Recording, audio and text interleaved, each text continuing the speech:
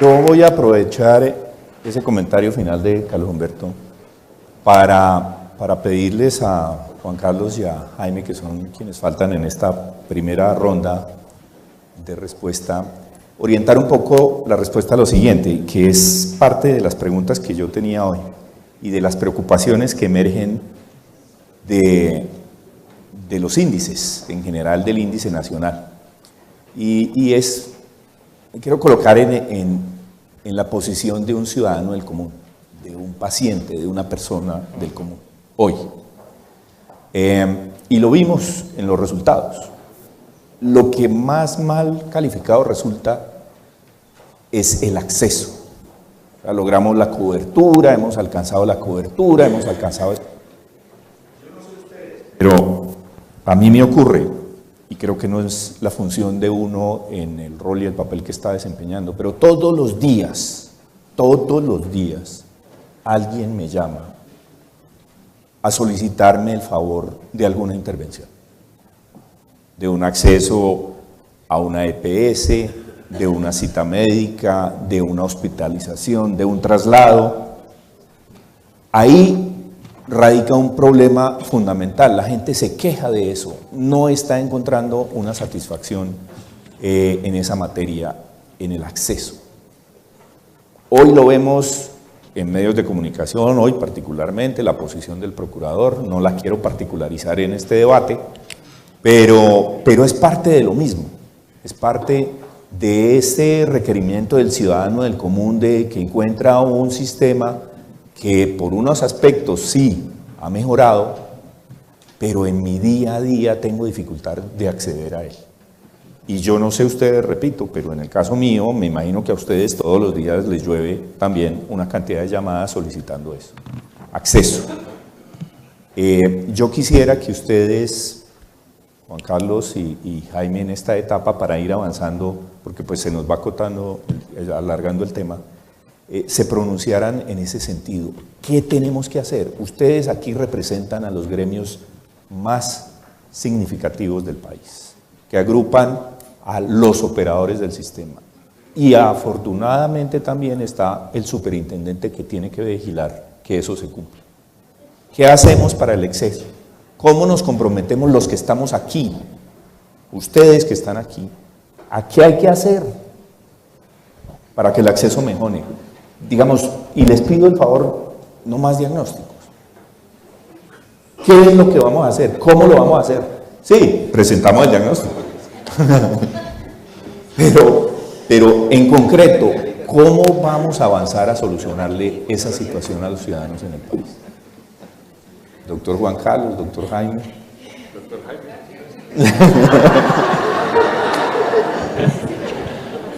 No. Pero muy buenos días todavía para todos. Muchas gracias, doctor Augusto, por la invitación, pues usted la pone cada vez más difícil. En la invitación nos puso a estudiar sobre sostenibilidad. No sé si puedo intervenir sobre eso en este momento o hay un espacio vamos posterior. para allá después, pero digamos, aprovechemos la intervención de Carlos Humberto en el sentido de que lo planteó específicamente en ese sentido, por lo menos lo interpreté desde ahí. Pero primero sí tengo que hacer comentarios generales sobre su pregunta, y es la observación nuestra sobre este trabajo. 3 puntos. El primero, y hablo como investigador, me parece que cualquier investigación es valiosa.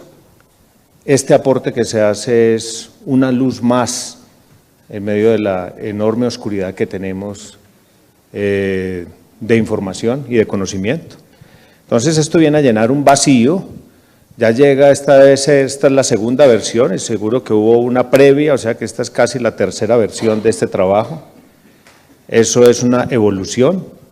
Sé lo ingrato, lo difícil, lo árido y a veces lo controvertido que puede ser hacer investigación. Por eso me parece que Así Vamos en Salud retoma una senda de colaboración conjunta para el sector que está haciendo falta y que va a complementar muchas de las cosas que nosotros decimos.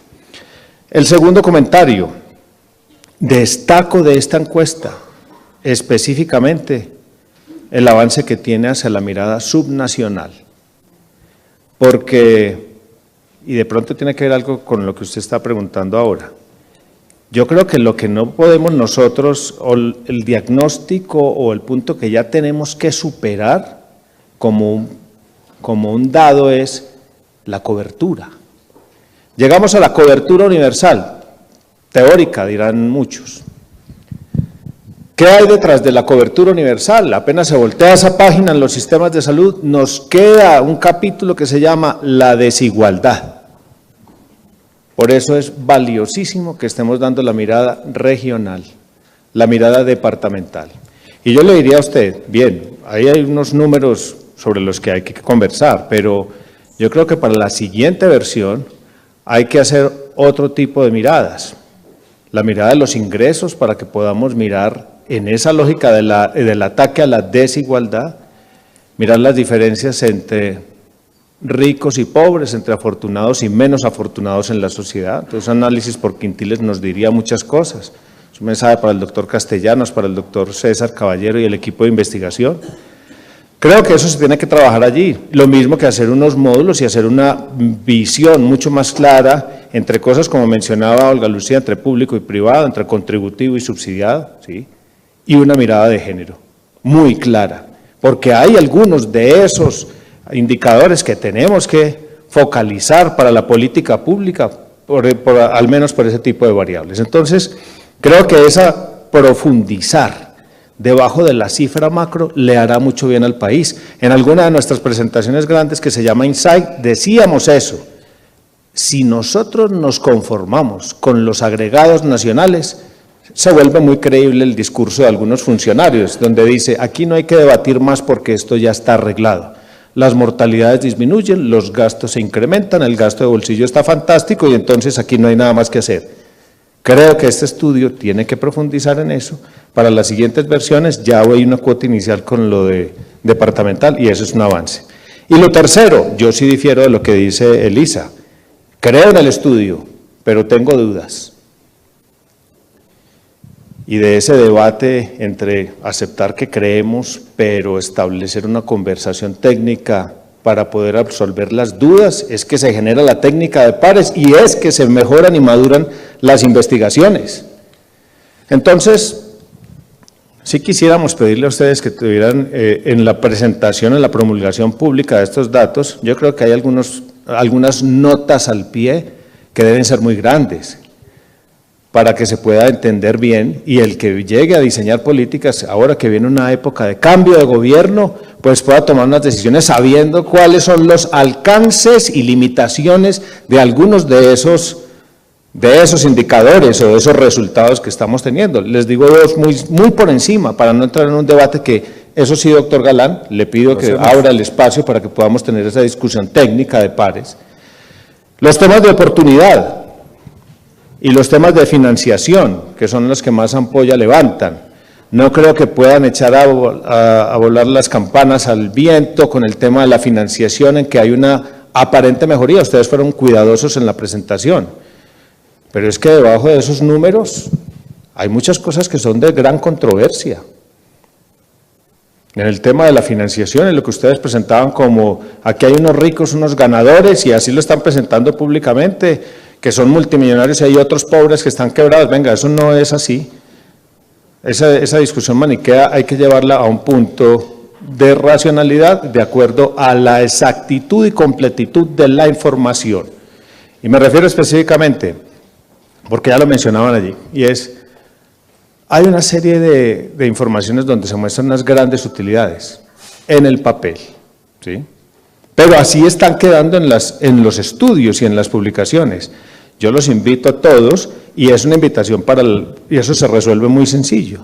Para la siguiente versión hay que incluir un indicador grande y profundo de cartera, para que se puedan hacer las restas completas en la información que se presenta allí.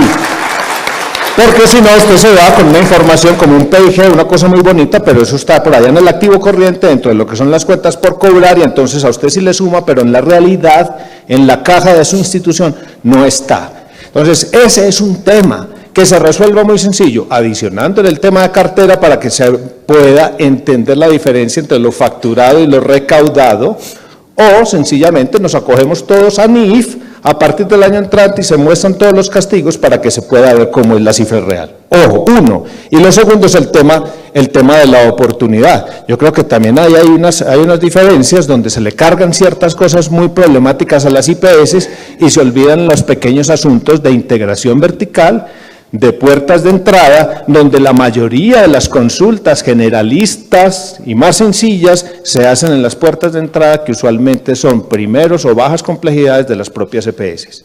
Entonces, de ese tipo, solamente pongo esos dos ejemplos para la discusión. Ahora, paso ya a lo que usted mencionaba, que aquí Carlos Humberto también trae a colación. El tema de la cobertura. Nos quedamos, y eso es parte de lo que quisiera decir ahora, si usted nos da la oportunidad más adelante de hablar sobre el tema de sostenibilidad, es que nos quedamos solamente en la definición macro de la cobertura. Acuérdense el cubo, las 3 dimensiones y todo esto. Bueno, listo, la cobertura no es solamente ese número de personas que están cubiertas teóricamente ahí. La cobertura tiene unos atributos y ahí es donde está fallando el esquema administrativo del sistema de salud. Entonces no basta con que hagamos un arreglo entre toda la sociedad para conseguir unas fuentes de financiación, nos inventemos unos algoritmos o unos mecanismos para administrar ese aseguramiento y conceder unos planes de beneficio, sino que nos tenemos que encargar de que eso efectivamente no nos quedemos ahí mirando solamente el número de cubiertos. Son 3 las dimensiones: acceso, continuidad y coordinación. Ahí es donde está la gran mayoría de las fallas que siente el ciudadano. Acceso, continuidad y coordinación. Y eso me anticipo aparte de lo que le quiera decir ahora, doctor Augusto.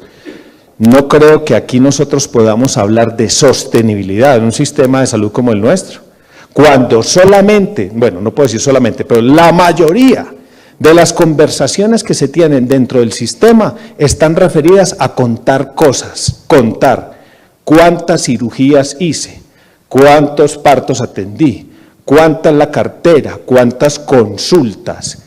Nosotros le hemos preguntado, la tendencia en los sistemas desarrollados es ¿cuál? Hablar de valor, de agregación de valor para la sociedad. Le estamos preguntando a la gente, le estamos haciendo las preguntas pertinentes que a ellos les interesa. Se lo digo como y es, digamos, un acto de contrición desde el propio sector hospitalario. Evalúe los hospitales y usted en las primeras líneas está la sobrevida, los días de estancia, el promedio, el giro cama, los porcentajes ocupacionales, cuántos pacientes me ingresaron, cuántos salieron vivos. Usted le pregunta a la población, ¿usted qué espera cuando va a un hospital? La pregunta básica de la respuesta, ¿cuál es? Salir vivo, ¿cierto? O salir en mejores condiciones de las que entré, comparado con las que entré. Nosotros, doctor Augusto, paro ahí. En ese es el gran esfuerzo, sostenible el sistema. El día que nosotros podamos dejar de contar cosas que deberían ser dados y nos podamos concentrar en preguntarle a la población, efectivamente, en esos resultados que se deben evaluar, cuáles son los más pertinentes para ellos. Resumo, problemas en la mirada. Estudios como este nos ayudan a profundizar en la mirada. Pero hay que también, después de tener estos los números, saber entender de qué estamos hablando. La cobertura no es solamente un número de personas con un carnet, con un subsidio o con una UPC. La cobertura es la correlación entre esas 3 variables para que sea real. Y estamos fallando profundamente porque el esquema administrativo dentro del sistema de salud no está favoreciéndole a la gente que haga eso, sino que solamente se está quedando en la parte de arriba de la discusión. Bueno, siempre nos queda faltando tiempo, quedamos con el panel interruptus, siempre. Pero bueno, yo quería, porque me gustó mucho la presentación que hace el doctor Zapata sobre el tema de sostenibilidad, que creo que es el tema de fondo, que esta encuesta debería servirnos para pensar en este asunto. Y yo recogí por ahí una definición que me gustó por lo sencilla. Capacidad de mantener unos beneficios en salud a una población a través del tiempo, punto. Y para eso se necesita ¿qué? Dinero, infraestructura, recursos humanos, tecnología, logística, información, muchas cosas. Pero quiero hacerles o dejar planteadas unas preguntas sobre la sostenibilidad, porque lo más obvio y lo más fácil es hablar del dinero. Y tal vez esa es la discusión que al final se resuelve más sencillo. Problemas, falta de plata, se resuelven con plata. ¿Y cómo se resuelven? Pues si toca ir donde el siguiente ministro de Hacienda y sobre los otros. Es más, ya lo hicimos, ya se consiguió plata del IVA social para el sector de la salud. O sea, ahí no está el tema. Más allá de ese desequilibrio o equilibrio entre gastos, ingresos y administración, uno sí tiene que mirar las siguientes cosas, o algunas, solamente unos ejemplos. Primero, ya mencionó algo Elisa, yo no diría ni siquiera que es la capacidad de hablarse entre disciplinas.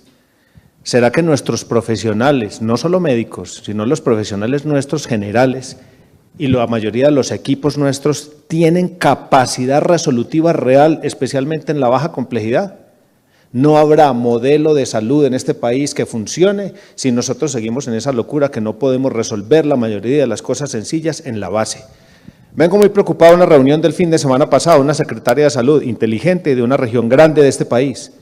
Le hizo examen a los médicos que se van a prestar su servicio social obligatorio. Solamente el 30% superaron el examen. Y no les estaba preguntando lo que decía usted, doctor, ¿cuál es la técnica de corticación pulmonar? No. Estaba preguntando cómo se maneja el VIH, cuál es el acortado controlado de tuberculosis, cómo es el manejo de hipertensión arterial en las diferentes etapas. Solamente el 30%. Venga, ¿eso es sostenible el sistema? Sí. Cuando no tenemos competencias en esos profesionales o en ese personal sanitario, eso se tiene que resolver. O si no, nosotros, si en la base no somos capaces, pues más arriba es insostenible. Lo segundo, ¿creemos acaso que a través de las puertas de urgencias, de la alta complejidad y a través de la construcción de más y más infraestructura hospitalaria y más camas, el sistema es sostenible? Yo represento al gremio de los hospitales y las clínicas, orgullosamente. Pero de nosotros mismos tenemos que reflexionar los sistemas de salud, las métricas de los sistemas de salud. Hoy en día en el mundo desarrollado no se basa en la cama hospitalaria, sino en la cantidad de procesos que son capaces de entregarle completo a las poblaciones. Y nosotros aquí todavía seguimos discutiendo si estamos en 1.7 camas por 1.000 habitantes, entonces nos faltan 0.3, entonces hay que salir a construir 30.000 camas nuevas. No, esa es una visión que se tiene que complementar ¿con qué? Con más inteligencia administrativa, con más eficacia clínica, con un mejor sistema de salud que favorezca el acceso real y tenga lógica asistencial entre los diferentes niveles. Un tercer ejemplo. ¿Será que si nosotros seguimos pensando que la calidad es un costo y no un atributo, vamos a tener un sistema sostenible? Reflexión, no se puede. Aquí hay que hacer incentivos para que haya más trabajo por calidad y más resultados atados al desempeño de la calidad. Cuarto ejemplo, doctor Augusto, porque me preocupó algún comentario, espero haber entendido mal, que no es solamente hablar de promoción y prevención. Por supuesto que sí tenemos que hablar de promoción y prevención y de atención primaria en salud. La única manera noble de frenar el avance incontenible de este perfil epidemiológico desbordado que tenemos, especialmente en cronicidad, es haciendo promoción y prevención. Entonces, todos estos que piensan que la atención primaria en salud es una pobre medicina o una medicina para pobres, están equivocados. Eso es lo único que nos puede a nosotros equilibrar la ecuación dentro del sistema para poder encontrar sostenibilidad. Y solo dos ejemplos más. Con una frontera, digámoslo así metafóricamente, con una frontera porosa entre lo que es, déjenme, yo soy premoderno en esto, entre lo que es POS y no POS, o lo que es plan de beneficios y MIPRES, o lo que está incluido y excluido, con una frontera porosa donde los componentes van y vienen. Un día amanecen blanco y el otro día son grises y el otro día desaparecieron. Nosotros no vamos a tener sostenibilidad porque ni siquiera tenemos claridad de cuál es el objeto de eso que es el sujeto básico de la sostenibilidad que le estamos, es decir, el producto que le estamos entregando como plan de beneficios a la población. Yo creo que eso es otro de los debates grandes. No estoy hablando de plata, es qué está dentro del plan de beneficios. Y el último ejemplo, que tiene que ver con parte de la definición. No creo que este sistema, miren, una reflexión que quiero dejar de fondo. Este sistema siempre es ajeno. ¿No han caído ustedes en cuenta de eso? Es ajeno. La gente nunca entiende que el sistema es de ellos o de nosotros. El sistema es del ministro, o el sistema es de la EPS, o el sistema es del hospital, o el sistema es de cualquier funcionario, pero no es de nosotros. ¿A dónde los quiero llevar con esto? Si nosotros no somos capaces de trascender ese discurso de la ley estatutaria y del derecho a la salud. Y lo convertimos, no somos capaces de convertir esto en un derecho ni siquiera de segunda generación, sino de tercera, es decir, en un derecho colectivo, donde el sistema de salud es una propiedad de todos nosotros, no vamos a ser capaces de lograr los cambios de actitud y la apropiación del sistema de salud, que a la larga es lo que da la verdadera sostenibilidad social, que la gente considere que su sistema de salud es algo propio y por lo tanto lo cuida, lo defiende y evita que pasen cosas en contra de él, empezando por el tema de corrupción. ¿De dónde saco todo ese cuento? Muchos de los europeos nacen y uno de los dados de ellos al nacer es su estado de bienestar, o era su estado de bienestar. Lo consideran una propiedad, un atributo por ser simplemente ciudadano. El día que nosotros logremos eso, aquí con nuestros ciudadanos tendremos verdadera sostenibilidad social del sistema de salud. Bueno, muchas gracias, doctor Carlos.